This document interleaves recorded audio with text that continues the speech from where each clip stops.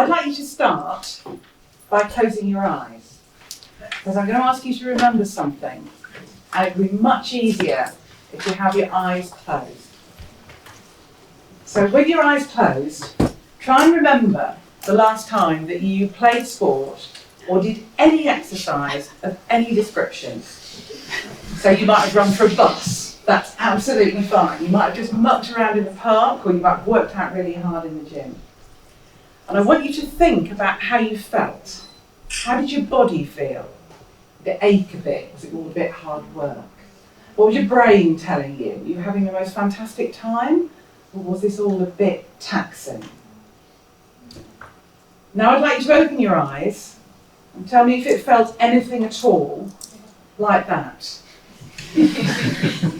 Or this. And when you finished, is that what you did?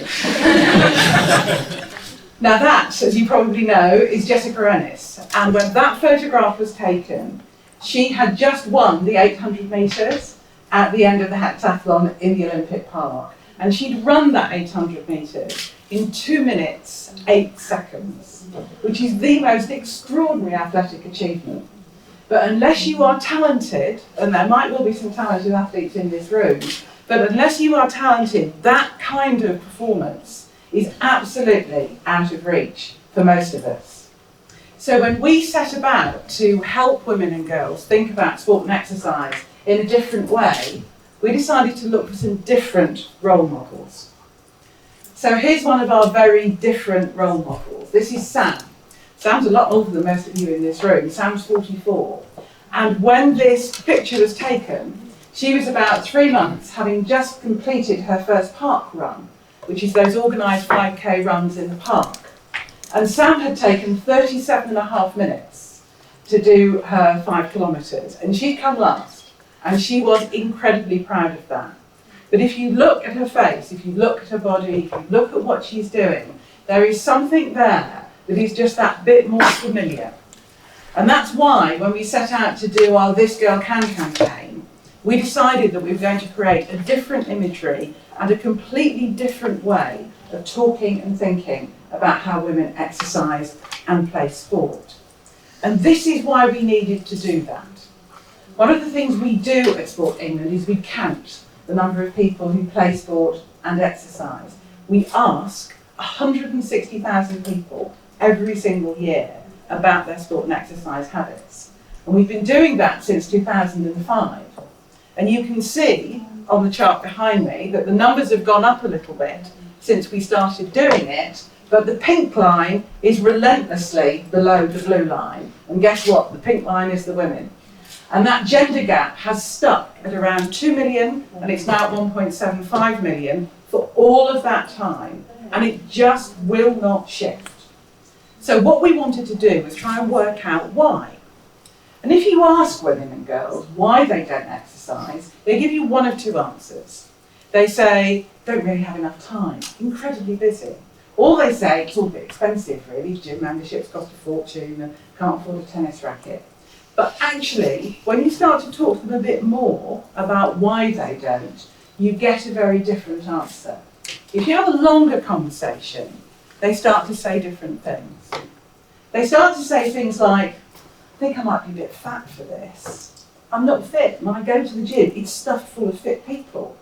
Have you seen the clothes? Have you seen what you have to wear? And what if I don't know how to do it? What if I make a fool of myself?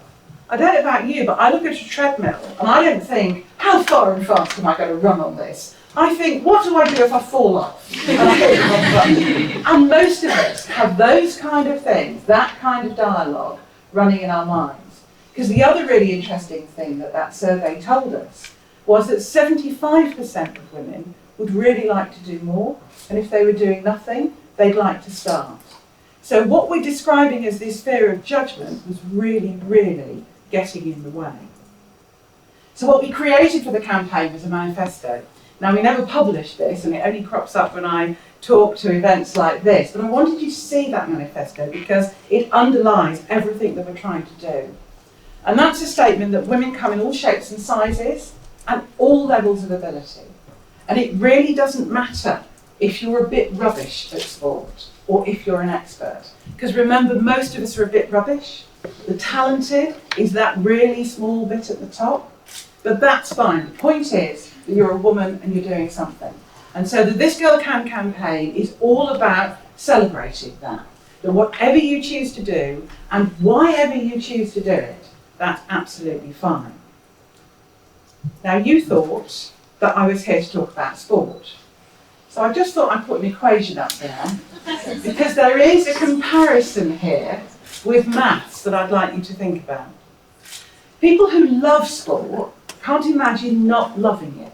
And they will say things to you like, you've just got to find the sport you like. And you'll pick up fencing one day and you'll think, this is the most marvellous thing I've ever done, and you'll want to do it for the rest of your life. And I spend a lot of the very time with all the very sporty people I work with saying, well, that might work for you, but it's not necessarily going to work for everybody. So let's try and compare it to maths. I need to be able to add up my checkbook in the days when we had a checkbook and know how much my shopping cost and occasionally read a balance sheet. It doesn't mean I'm going to fall in love with maths and look at that and understand what it means. That's intimidating. It's not much fun if you don't like maths. And actually that is how a lot of people feel like about sport. And they have a whole range of motivations for wanting to do it. They might just want to be a bit fitter. It might be how they spend time with their friends. They might want to raise money for charity. They might want to be able to do up that belt in the morning. All of that is absolutely fine. You do not have to love it. And that's what the campaign is celebrating. So this is Grace. Grace is 20. She's a theatre art student in London. And this is Grace's real bike. And she stuck a flower on the front of that bike because she didn't want anybody to think that she was a middle-aged man in lycra, or indeed a young fit woman in lycra who was going to zoom down the inside lane. And she is quite slow. We have a fantastic piece of film of her coming up a hill really quite slowly. But her message is a really powerful one. Big slow is fine, and it's an awful lot better than being on the sofa. This is Ashley, our swimmer, and Ashley actually said this. Ashley had a bad accident, and a part of her rehabilitation was swimming. And she said, when we found her, and we did just find her in a swimming pool, because that's how we found these women and girls. We didn't have models, actresses, anything like that. We went and talked to people where they were exercising. And Ashley said, I swim because when I swim, I love my body. I can feel it saying thank you to me. And it's a great thing, actually, for all the men in the room who must sit there with all of us women and hear us say, God, I hate my thighs. And have you seen these arms? And I'm having to breathe in today. All that stuff that we say, and we talk about hating our bodies all the time. And the message here that actually, sometimes when you exercise your body, you do it because it feels good, and it's part of loving your body. There's no line on this one, because this is actually taken from one of the supporting videos that we did for the campaign, and there is a TV ad that you can download online if you just tap in This Girl Can. But this is a video story of Kelly. Kelly is a mum with 3 small children, and she's a single mum, and she works, and it is really hard for her to find time to go to the gym.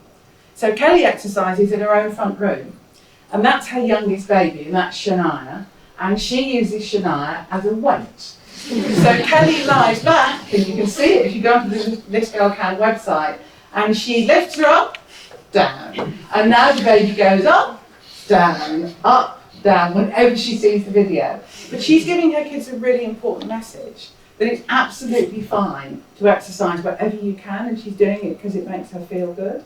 And Kelly really celebrates that, which is fantastic.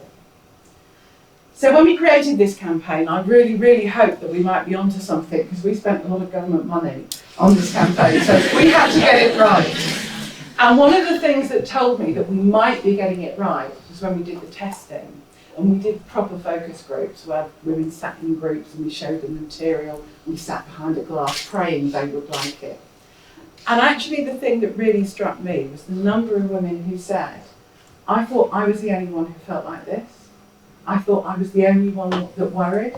I thought I was the only one that had that judgment dialogue in my head the whole time. And that sparked all sorts of conversations and a lot of emotion. So when we produced the campaign and put it out there in the public, we really hoped it would connect. And it did. We've had already, and it was running for a 10-week period at the beginning of the year, over 30 million views of the ad on YouTube and Facebook. And that doesn't count all the people who looked at it through the BBC and all the embedded websites where it was. It trended at number 2 on Twitter, it trended on Google Hot Trends. I didn't even know what they were, I'm so honoured, but everybody put it in front of me and said this is really exciting and really important. So we knew that we tapped into something that mattered. And it wasn't just in England. I run Sport England. My job is to persuade people to exercise and play sport in England.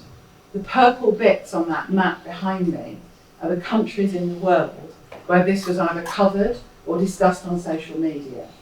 So 3 days after the campaign launch, I found myself rung up by the Australian BBC to talk about judgment and barriers and how this girl can connected there.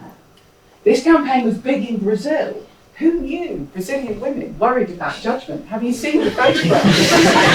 Brazilian, they really don't need to worry. But the fact that it connected really across the world, and the slogans, which if you think about them are uniquely British, they got translated into Spanish and French and picked up really, really broadly. So speaking specifically to the women in the audience, if anybody tells you you can't, whether that's a man, whether that's a woman, whether that's something in your own head, the message I'd just like to leave with you about sport and exercise is you absolutely can. And there are women around the world now saying, we can. And that can only be a good thing. Thank you very much.